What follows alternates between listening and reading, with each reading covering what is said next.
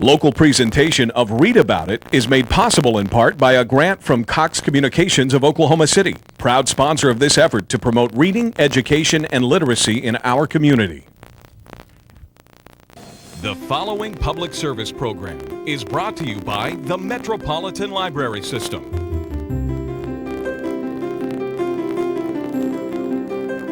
And now, Read About It with your host, B.J. Williams. We have a great show lined up for you today, concluding with an interview with author Patricia Kriegel about her new book, Madam Shakespeare's The Man with Rainbow Eyes. Coming up first, At Your Library with Susie Beasley and Phil Talbert.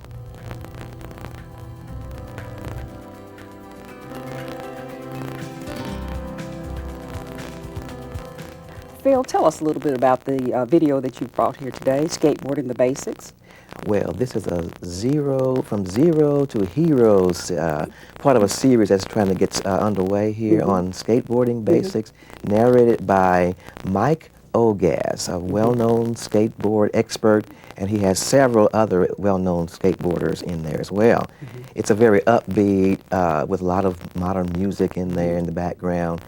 But they're basically trying to get the idea of skateboarding across to young people and make it interesting and fun and show them what all it takes to be good at skateboarding. So how does he lay this video out? Well, he starts out with the basics of how you actually put a skateboard together.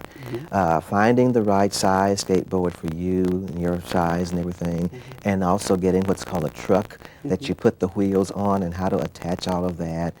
All of those things that it takes to make it work and knowing all of that. Then he actually shows you how to put it together. That's the next step.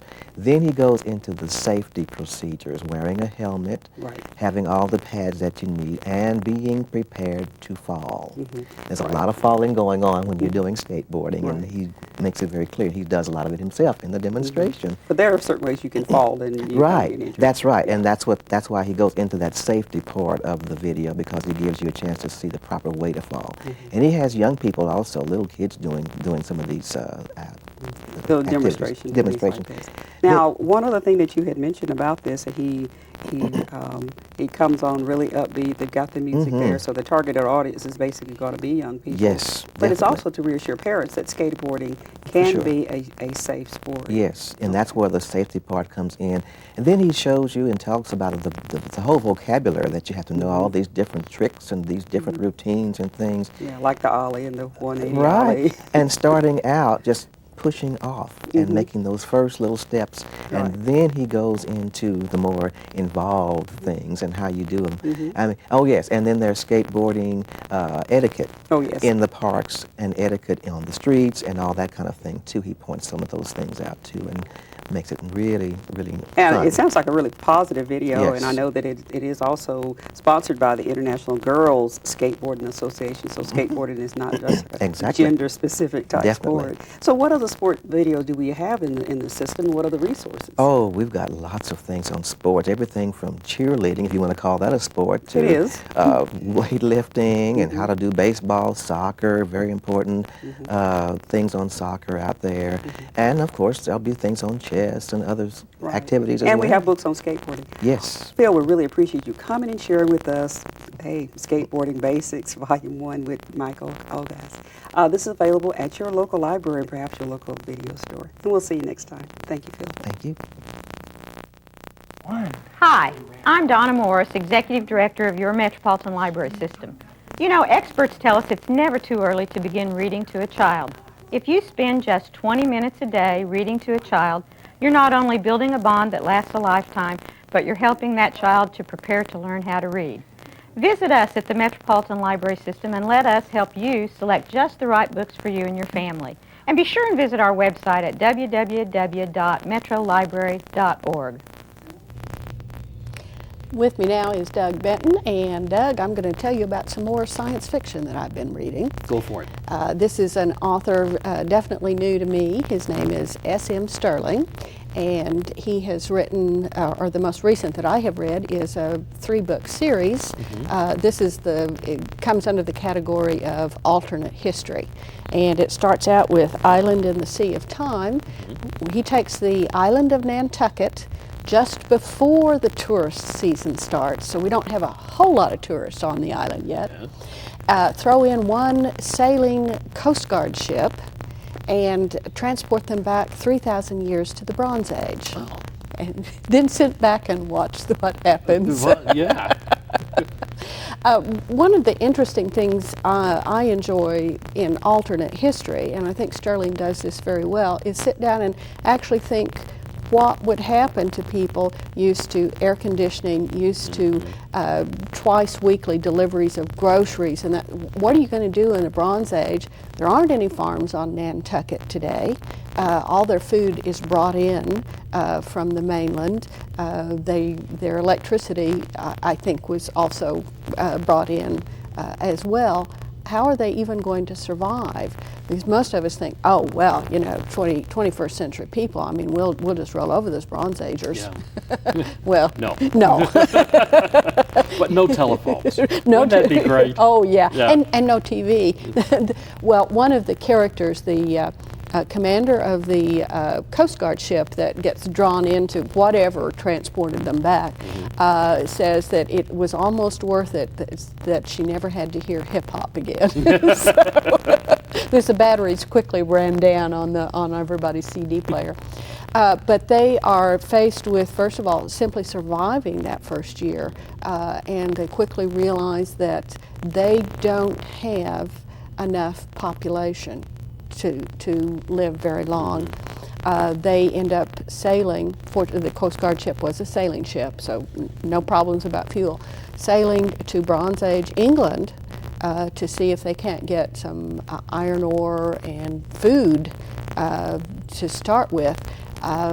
They figure that if they go to Europe, most of the diseases they have will not affect the people in Europe as much as they have already, just by one chance encounter, affected the American Indians living on the mainland.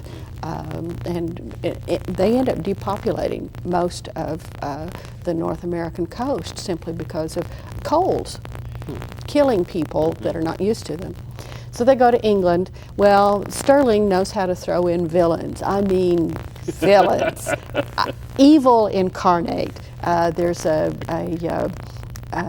up-and-coming Coast Guard officer who sees possibilities of being a 21st century man in the Bronze Age. And he's a little lacking in what you might call the empathy department. In other words, he thinks everybody is just players on a playing field. So it takes 3 books for them. They get involved with the Egyptians, the Babylonians, well written, extremely well researched. I think anybody who enjoys alternate history or an adventure tale would like S.M. Sterling. So coming up, we have Kids Corner, and that will feature Kelly Rhea and Heidi Johnson, Books for Our Young People.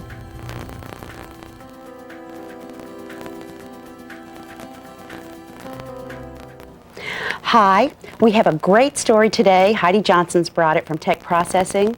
The first one is called There Once Was a Puffin, and it's by Florence Jacques. And you brought this book because you really liked it. Yes, I did. It has cool illustrations. I love the colors. There are a lot of primary colors, and that just draw your eyes.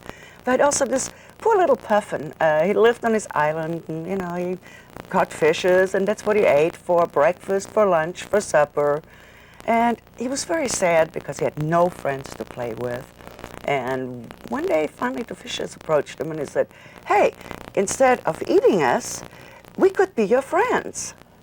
And then from there on, the story takes off, and it shows them playing together and building snowmen together and sitting down to lunch together, and they're all eating pancakes, like it says, like you and like me. And it's just a very feel-good story, and it shows sometimes you find friends in unexpected places. Very true, and it's really pretty, and this is going to be good for little children. For very small children, yes, and it's very visual, so a lot to look at, and a lot of colors to draw the eye. I especially like the page where they're playing croquet. Oh, it is wonderful, yes. It just one thing you don't expect fishes to be doing, you know. And But I It's really think cute. Puffin enjoys it at the end because he does have fun. Exactly. He really blossoms under the all attention and having his friends around. Well, now another one that's about friends is this book called From Me to You by Anthony France. And that one is just a really make you feel good story. Very Because much. it starts out with Rat, who is very depressed. He doesn't see any sense in getting up out of bed. And This first sentence, a happy morning was struggling to find its way into Rat's bedroom. doesn't that sound It's like... poetry. Yeah, and haven't we all been there where we really don't want to get up in the morning? But anyway, he gets a letter. And it says, from a secret admirer, and you are such a wonderful friend, and I just admire you and strive to be like you. And Rat just feels wonderful. I mean, he wonders which of his friends could have sent that to him. And in the process of trying to find that out, he helps one of his friends with one chore and another one with another, which he didn't realize they needed help with. And he runs across Bat, one of his other friends, who apparently also doesn't have the best of days. And I'm not going to tell you how the story ends up. You'll have to read that on your own. No problem. This is a beautiful book. It's called From Me to You. It's by Anthony France. And the first one was There Once Was a Puffin by Florence Jacques. We know you'll love them. So please visit your local library or your favorite bookstore. Okay, Doug, you brought something that looks quite interesting. Well, I hope it's quite interesting. I was looking at some files on my computer the other day, trying to cleanse some stuff I didn't need anymore, and I found the list of movies that I sent into the Gazette last year from my favorites from 2003, the best movies of the year. You know, everybody has to do those kind of things. And I thought, well, let me check and see which ones from my list the library system bought on VHS tape. And of the 12 that I had put on my list, we bought 8. Well, that's So pretty good. That's pretty good. That's pretty good. And I have a feeling that the others, they'll be along because they were really good movies. But I thought I would just talk about some of them and tell people what we've gotten that's new in video, new films. One of the ones that I recommended was House of Sand and Fog, which is a marvelous film, and it's a feast of great acting from Ben Kingsley and others. It's not cheerful. No, no, it it's is not. at all. It's not a cheerful movie. It's kind of a downer, which is probably the reason it didn't do so well in the theaters. But it's about a battle over a house. Two people feel that morally they should be able to take possession of the house, and for one reason or another, neither of them will back down. And so, anyway, that was one. Another one was American Splendor, which is a very unusual film. It was based on, I'll say it's based on a comic book series, but it's not a comic book movie like Superman or Spider-Man. It's about written by a man named Harvey Pekar, who was kind of a schlub. I mean, he lives in Ohio, and he just has a regular job as a filing clerk, but for years he's been chronicling his day-to-day life in comics. And so a movie was finally made of that. Mystic River, probably everybody's kind of sick and tired of hearing about Yes, I Mystic think River so. by this time. So we'll go over that one. Same ditto Lord of the Rings. All three of the films are available now. So if you've been putting off watching any of them, waiting for all three to come out, they're all out now. A wonderful little English film called Bend It Like Beckham, which I think a lot of people may have heard of but not know what it is. I think it was only here, what, 2 or 3 weeks? It didn't last long in theaters in Oklahoma City. It's just not the kind of movie that packs them in our market. But it's a wonderful film about a young woman in England who wants to be a soccer player. Her parents want her to follow a more traditional course. She's an Indian. A movie called Lost in La Mancha, which never played in theaters in Oklahoma City at all, but it's a documentary on the filmmaker Terry Gilliam, who at one time was part of the Monty Python troupe. He wanted to make a film based on Don Quixote, with Johnny Depp as Sancho Panza. And this chronicles everything that went wrong on the shoot. The movie was never made. They finally had to abandon it. But anything that could go wrong did go wrong. And this was originally intended to be one of those making-of documentaries that would come out with the DVD. Well, this is all that's left of the project. Pirates of the Caribbean, of course. I think most people have heard of that one if they haven't seen it. If you think, ooh, pirate movies, nah, it's fun. Well, give it a shot. Johnny Depp makes the movie. Yeah, and Secondhand Lions was the last one with Robert Duvall and Michael Caine playing a couple of old codgers who have to take in a nephew and raise him. So that one was a lot of fun too. Okay, so they can check them out at the library. Every one of those. Thanks, Yep. Doug. Coming up next, we have MJ Van Deventer. She'll be talking with Joan Gilmore, a columnist for a local newspaper.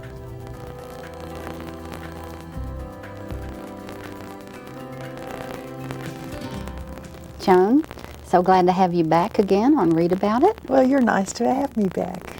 And you know, this is kind of a surprise to me because as close as we are, I didn't realize that you read mysteries. Well, I have a friend, Norman Wilkes, who buys all the bestseller mystery books, and And he buys only them in in hardback. hardback, And he yes. buys them in hardback. And I usually talk about fashion or New York City, and this is Detective New York City. And it's a fun book. Stuart Woods, his Reckless Abandon. He is cop turned attorney, turned to freelancer, inherited wealth, has a brownstone in the Turtle Bay area of New York, has his own plane, has his E-55 car, which of course is armored, and with a name like Stone Barrington. And he eats at Elaine's. Oh, So well. I feel like I'm back in New York when I read these books. Well, we are going to talk about fashion because this is a very well turned out detective. It is. He wears tweed jackets, cashmere sweaters. The girls wear Armani and Ralph Lauren.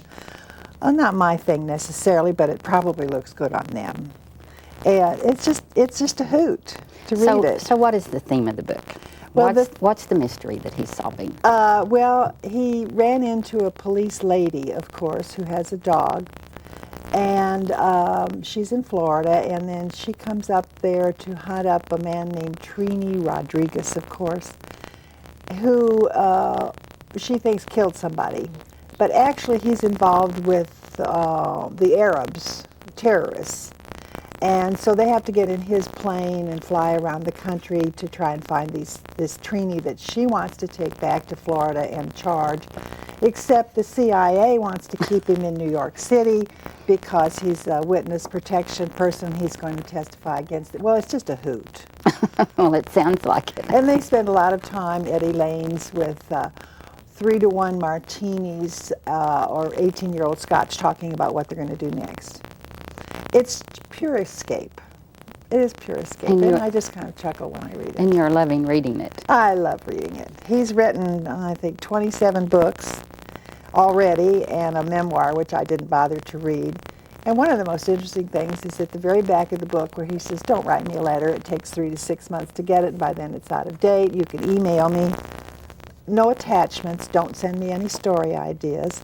But you can go to my website and find out all about me. I mean, he's just hysterical. I love it. Just hysterical. Well, thank you so much for I'm being glad to here, be here. for sharing Stuart Wood's Reckless Abandon. Okay, Come again. I will. Thank you.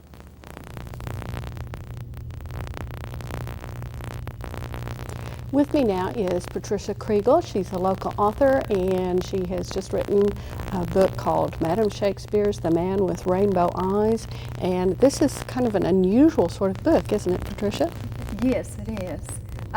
This book is a love story about two people meeting that are soulmates, and they met on the internet. And it takes place in Australia, in the Queensland of Cairns, or Cairns, I think is how it's actually pronounced. Sorcha, the name I got, I had a very good girlfriend that lived in Australia, so I dedicated this book to her. She was a wonderful poetess, and I wanted her name to be remembered because very few poets or poetess are remembered in life, and Sorcha was a very special person, and she died of a brain aneurysm when she was only 32. So she had a very short life. So I wanted her name to be remembered. Now you created a story of a young woman that had a fair amount of tragedy in her life before she discovered the internet, didn't you? Yes, I did. I think maybe that may have even evolved from my own personal life and the tragedies that I went through in my personal life on the road to self-growth. and self-healing. And I think Sorcha had to go through that before she,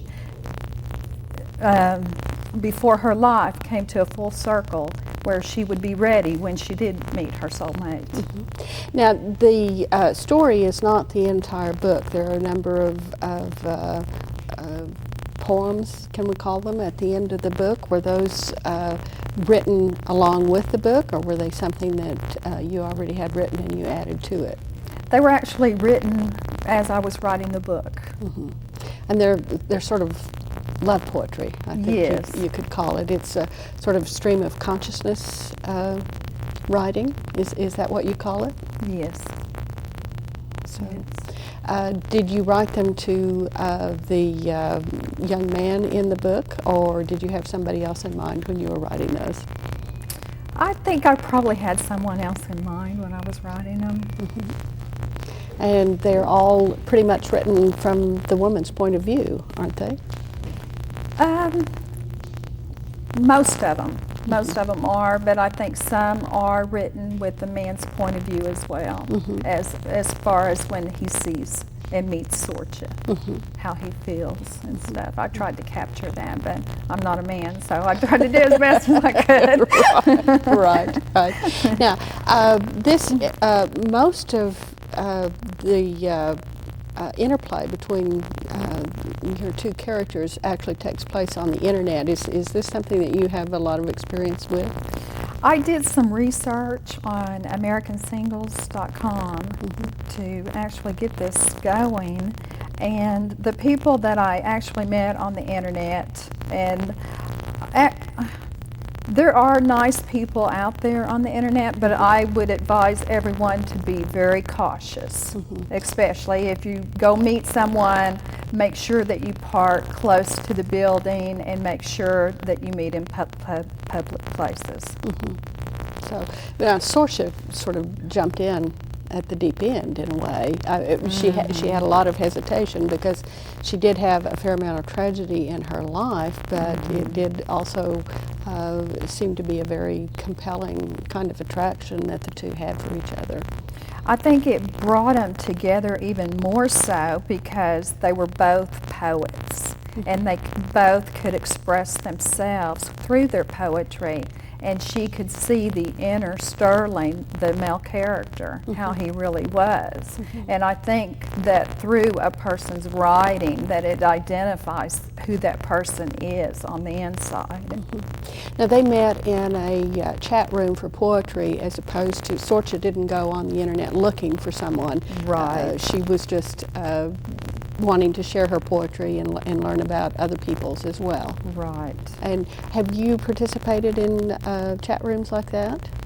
I have been on the Starlight Cafe, which is a wonderful poetry site. Matter of fact, that is where I started exhibiting my poetry years ago as Madame Shakespeare, and I continue that name today. But Starlight Cafe is a wonderful place for people to start if they want, if they're brave enough to put their stuff out there, to let other people read it and critique it, because it helps you grow, and you see prose.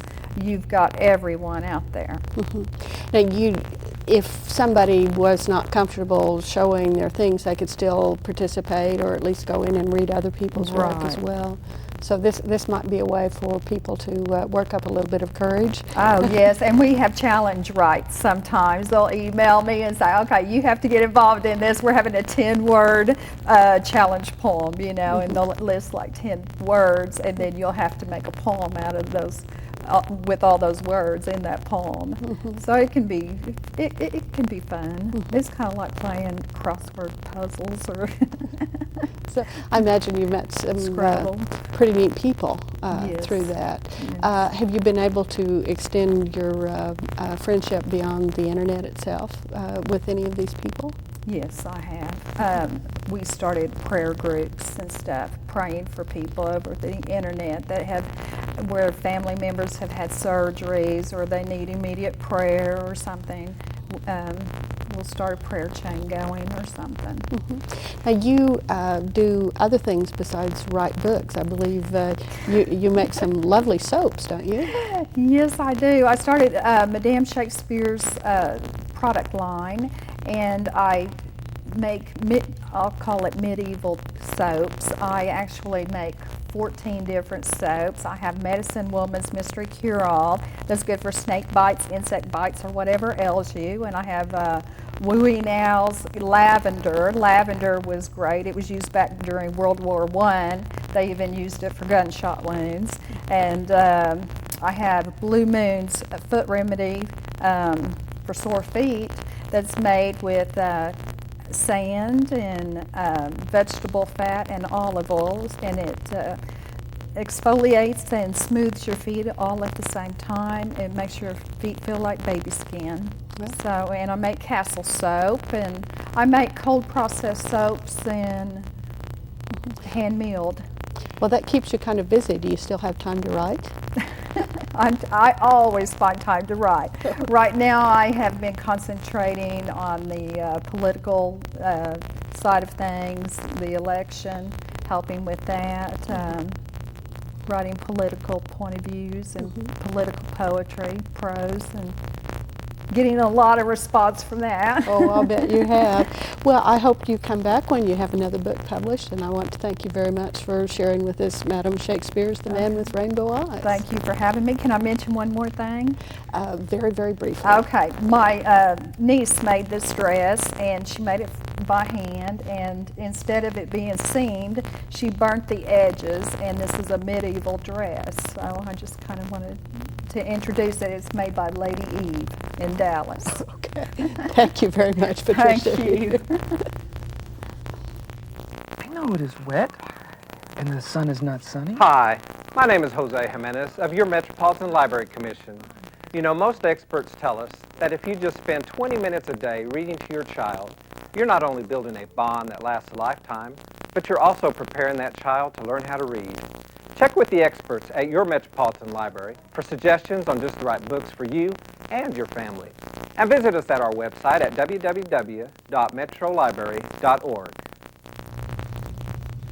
It's time now for our almanac, and I'm going to lead off with July 17th, 1863, the Battle of Honey Springs, the largest Civil War battle fought in Indian Territory. And Doug? On July the 12th in 1973 was the death of the actor Lon Chaney Jr., who was born in Oklahoma City. Many people don't realize that, but he was. So it's an all Oklahoma almanac this week, and we want to remind you, you can find out about both of those things and everything else when you check it out at the library at www.metrolibrary.org. Thanks for being with us. We'll see you again next time.